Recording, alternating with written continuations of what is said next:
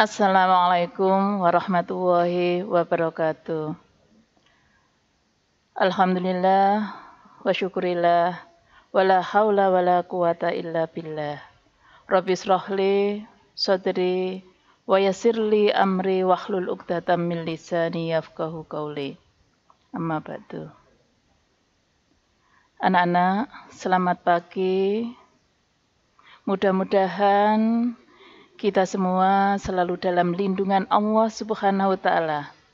Dan marilah anak-anak kita bersyukur kepada Allah SWT atas limpahan nikmat iman, nikmat Islam, dan nikmat sehat, sehingga pada hari ini kita masih bisa beraktivitas dalam keadaan sehat walafiat, tidak kurang suatu apapun, dan kalian bisa mengikuti pembelajaran baik daring maupun luring.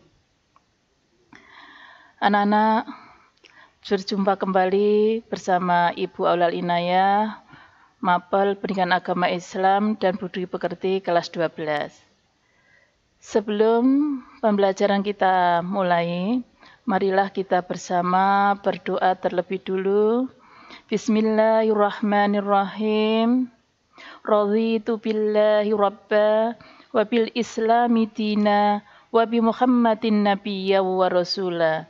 Rabbi zidni ilma warzuqni fahma. Anak-anak, untuk pertemuan kali ini yaitu bab 6 tentang sejarah perkembangan Islam di Indonesia.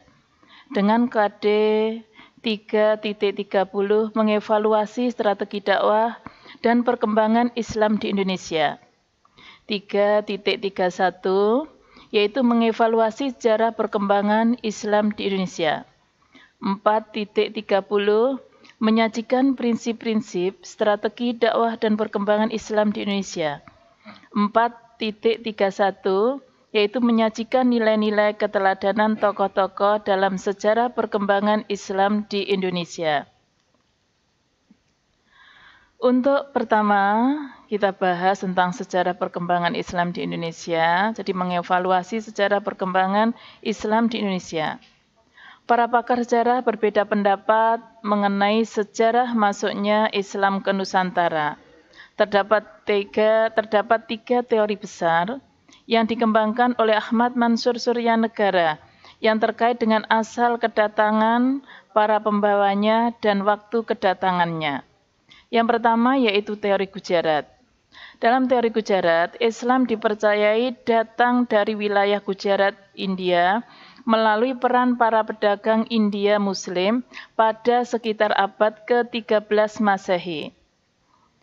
Untuk yang kedua yaitu teori Mekah, Islam dipercaya tiba di Indonesia dari Timur Tengah melalui jasa para pedagang Arab Muslim sekitar abad ke-7 Masehi. Yang ketiga yaitu teori Persia. Dalam teori Persia, Islam tiba di Indonesia melalui peran para pedagang asal Persia yang dalam perjalanannya singgah ke Gujarat sebelum ke Nusantara sekitar abad ke-13 Masehi. Baik teori Gujarat maupun teori Persia, keduanya sama-sama menetapkan bahwa Islam masuk di Nusantara pada abad ke-13 Masehi.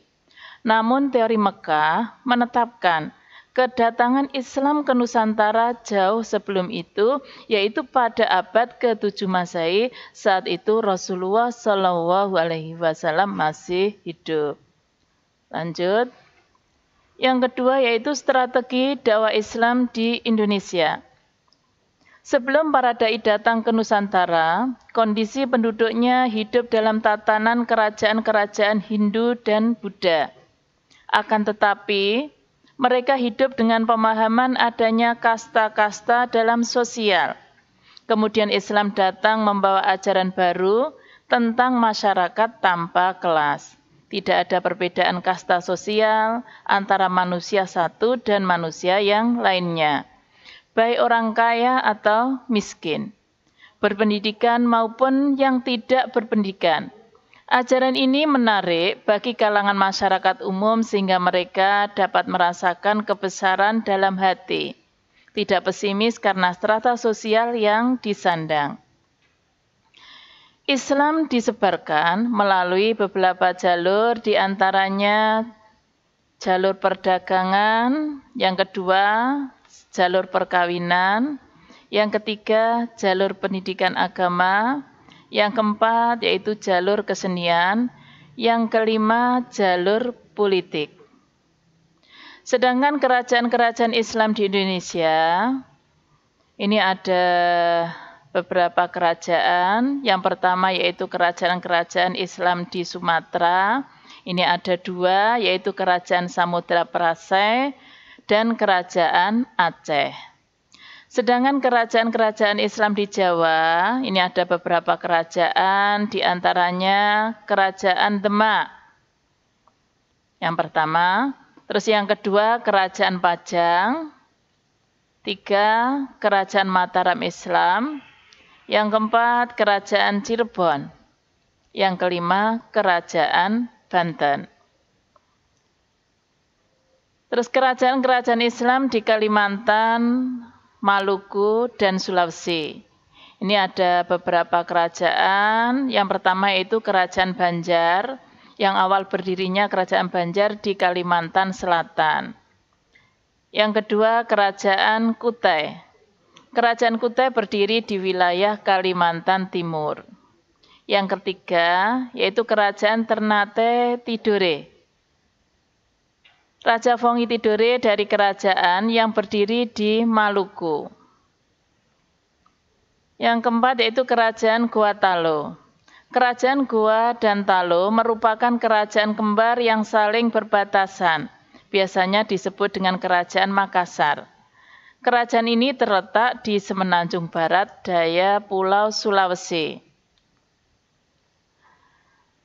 Organisasi-organisasi dakwah di Indonesia, ini ada beberapa organisasi, di antaranya Muhammadiyah.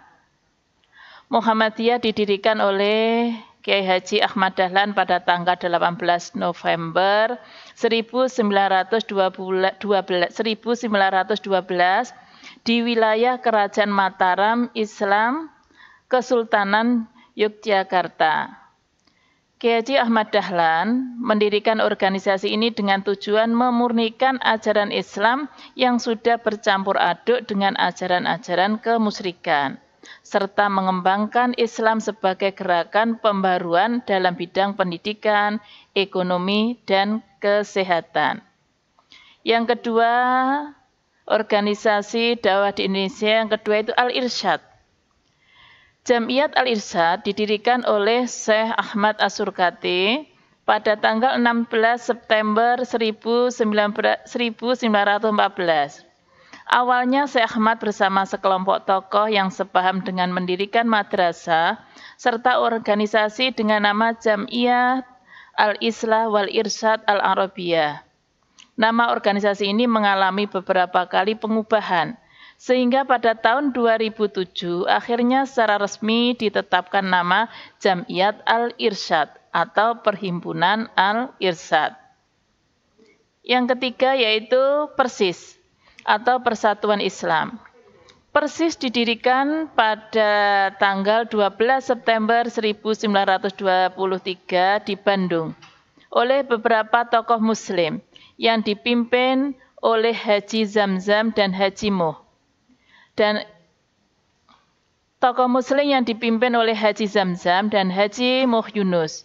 Tujuan pendirian Persis yaitu mengembalikan ajaran Islam berdasar Al-Quran dan sunnah Nabi Muhammad SAW yang saat itu dianggap banyak praktik penyimpangan. Tokoh pembesar organisasi Persis yaitu Ahmad Hasan. Yang keempat, yaitu Nahdlatul Ulama. Organisasi Nahdlatul Ulama atau lebih dikenal dengan NU didirikan di Jombang, Jawa Timur oleh Hadratus Syekh Hasyim Asy'ari pada tanggal 31 Januari 1926. Pendirian organisasi ini didukung oleh para ulama kenamaan seperti Kiai Haji Bisri Syamsuri, Kiai Haji Wahab Hasbuah. Organisasi ini menyebarkan paham Islam Ahlus Sunnah wal Jamaah dengan sistem al-muhafadzatu ala qadimi sholih wal akhzu bijadidil aslah. Memelihara kearifan lama yang baik-baik dan menerapkan hal-hal yang lebih baik. Saya lanjutkan. Nilai-nilai keteladanan tokoh-tokoh dalam sejarah perkembangan Islam di Indonesia. Jadi perkembangan Islam di Indonesia tidak lepas dari perjuangan para wali 9 atau wali songo, di mana tokoh-tokoh penggerak utama dalam penyebaran Islam dan telah menggoreskan nilai-nilai keteladanan mereka lebih dikenal dengan sebutan wali songo, yaitu sebagai berikut. Yang pertama, Maulana Malik Ibrahim. Nama lainnya adalah Maulana Maghribi. Disebut Maghribi karena asalnya dari Persia.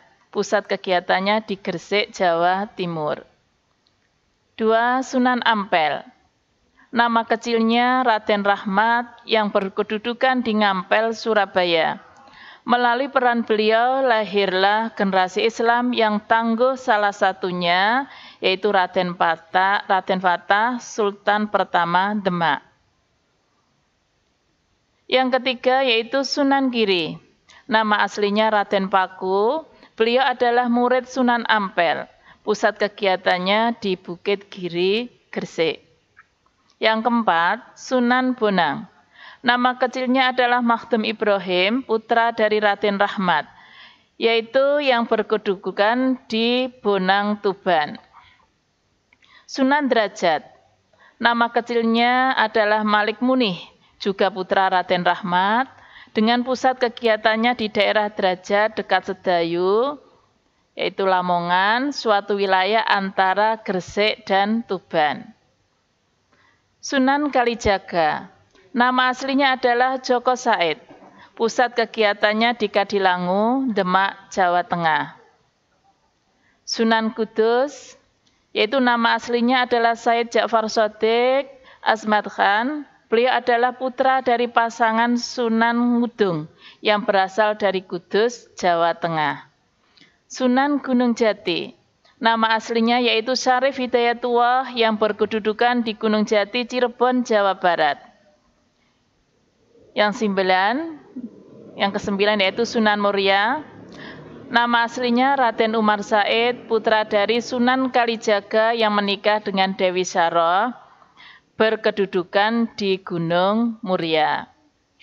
Anak-anak, apa yang saya sampaikan tadi merupakan pertemuan yang terakhir sebelum kalian penilaian tengah semester.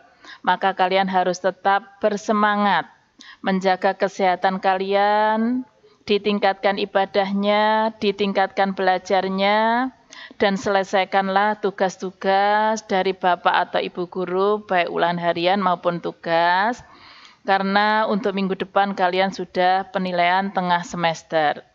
Nah, untuk materi pembelajaran ini ada tugas untuk kalian, buatlah resume atau rangkuman sejarah perkembangan Islam di Indonesia. Jangan lupa untuk kalian kerjakanlah kewajiban-kewajiban kalian, diantaranya sholat 5 waktu dan giat untuk belajar. Untuk pertemuan kali ini, kalau ada kurang lebihnya saya mohon maaf untuk kalian semua. Wallahul muwafiq ila aqwamit thoriq. Wassalamualaikum warahmatullahi wabarakatuh.